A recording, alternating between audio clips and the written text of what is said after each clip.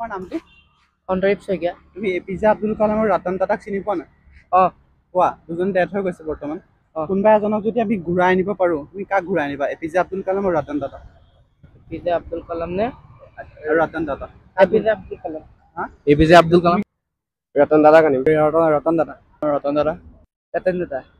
দুইজনে মোৰ কাৰণে সন্মানীয় ব্যক্তি।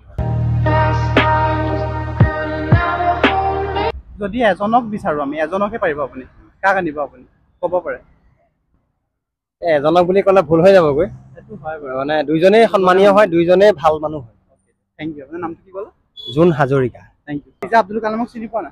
পাওঁ। ৰৈ দিয়া। আৰু ৰতন টাটা? তাক নাপাওঁ। ये तो लेटेस्ट न्यूज़ है। ৰতন টাটাক চিনি নোপোৱা?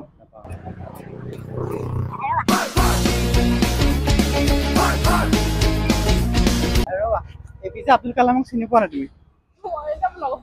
वाह दीदी, वाह दीदी, दीदी वाह दीदी, दीदी।